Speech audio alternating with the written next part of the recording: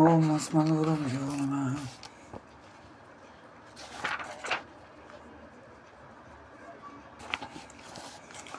లక్ష్మీనాథసమారంభం నాదయామునమధ్యమాం అస్మదాచార్యపర్యంతం వందే గురుపరంపరం.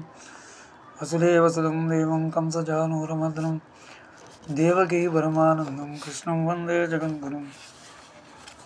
యోనిస్సమస్యపదాం వజద్గురుం యామాహతస్థితాని గ్రహామణి అస్మద్గురో భగవతోస్తైకసింధో నారాయణం భగవదై రామానుజశరణం శరణం ప్రపంచే. లక్ష్మీనాథసమారంభం నాదయామునమధ్యమం అస్మదాచార్యపర్యంతం వందే గురుపరంపరాం. సమజ్ఞాయకలాపేన మహతా భారతేన చ ఉపబ్రహ్మితా వేదాయ నమో వ్యాసాయ విష్ణవే నమః. అందువల్ల పునర్జన్మ లేకుండా సంసార బంధమును తొలగించుకొని ముక్తిని పొందాలనుకున్నప్పుడు ఉన్నవారందరూ నిరస్త నిఖిల దోషకందరు అనవధిక అతిశయ అసంఖ్య కళ్యాణ గుణాకరుడు నిఖిల జగదేక కారణుడైన పరబ్రహ్మల గురించి తప్పగా తెలుసుకోవాలి. ఆయన సంబంధించిన జ్ఞానము తదనంతరం ఆయనను ఆరాధించడం మాత్రమే మోక్షమును సంపాదించబెడుతుందనేది మాటి మాటికి తేల్చుకోబడే స్మృతి సంతాన రూపమైన ఉపాసనగా ఉండాలని చెప్పబడింది. అలా చేస్తే ఉపాసన బలం కూడా అక్షరాది మార్గంగా పరబ్రహ్మకు చేరుకొని తనకు సహజ స్వరూపకు జ్ఞానాది గుణాస్త కావిర్భావపూర్వకమైన అనంత నిత్య మహాభూతులు అనవధికాల శయనానందుడైన బ్రహ్మను అనుభవిస్తూ తిరిగి జన్మలేక సంసారములోకి లీలాభూతిలోకి అజ్ఞాన తిమరాల్ని కప్పి ఏ భూలోకాన్ని రాకుండా అపునరావృత్తి రూపమైనదిగా ఉంటుందని శారీరక మీమాంస శాస్త్రం చెప్తుంది. కావున వేదాంత శాస్త్రాన్ని అర్హులైన వారందరూ అభ్యసించాలి, భగవత ఉపాసన చేయాలి, మోక్షపదను అందుకోవాలి, బ్రహ్మానుభవంతో జన్మకు సార్థకతను సంపాదించుకోవాలి.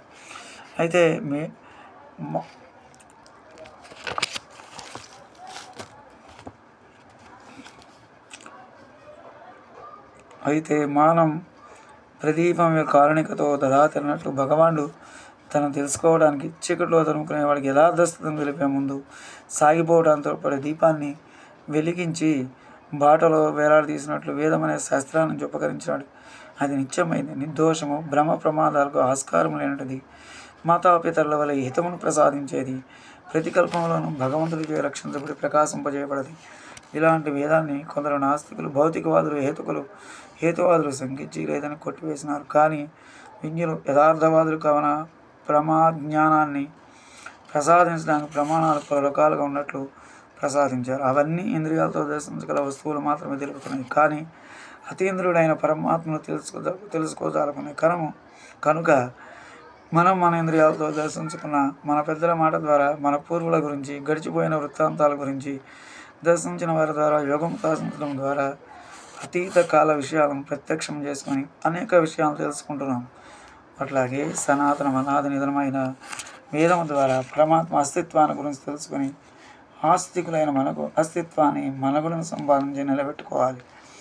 లేదనే మాటతో ఆరంభిస్తే ఒక దశలో మనమే లేని వాళ్ళం కావాల్సి వస్తుంది. కనుక శృతి ప్రమాణాన్ని పూర్వీకులైన సిద్ధాంతులు అయిన పెద్దలందరూ అంగీకరించారు. తద్వారా పరమాత్మ ప్రత్యక్షం చేసుకునగలిగారు. కనుక వేదైస్య సర్వమేవ వేద్య వేదాంతకృత్ వేద విద్యాహం అనే గీతాచారణ సూక్తి సత్యమై వర్ధిల్లుతున్నది. అందుచేత ప్రత్యక్షం, అనుమానం, ఉపమానం, అర్ధాపత్తి, అనుపలబ్ధి, శబ్దం వంటి ప్రమాణాలతో పరమాత్మ విషయమైన శబ్దమే వేదం ఒక్కటే ప్రమాణంగా నిలుస్తున్నది. దాన్ని వివరించే ఇతిహాస పురాణాలు, స్మృతులను ప్రమాణాలు అవుతున్నాయి. అలాంటి సందర్భంలో వేదం కూడా పరమాత్మను వివరించే ప్రమాణం కాజాలని కొందరు వాదించినారు. ఏ శబ్దమైనా ఒక అర్థాన్ని తెలియజేయాలంటే కార్యములో క్రియలో అన్వయించడం ద్వారానే తన అర్థాన్ని తెలుపగలుగుతుంది. కానీ కార్యములు అన్వయించని అంతకుముందు మునిపే సిద్ధమైన వస్తువుల గురించి చెప్పజాలదు. అందులో లౌకిక వ్యవహారమే ప్రమాణం. లౌకిక శబ్దాల వల్ల వైదిక శబ్దాలు కూడా ప్రవర్తిస్తాయి. కనుక జ్యోతిష్ఠమైన స్వర్గకామం, యజేత వంటి వాక్యాల ద్వారా అపూర్వ ఉత్పత్తి చేసుకుంటే అల్దే స్వర్గాన్ని ప్రసాదిస్తుంది. కానీ సిద్ధరూపమైన ఈశ్వరుడు మోక్షప్రసాద కాడు అని వాదించినారు. అయితే వారు చూపిన లౌకిక ప్రమాణ వాస్తవ స్థితిలో ఒక భాగాన్ని ఏకదేశ విషయాన్ని చెప్తున్నది.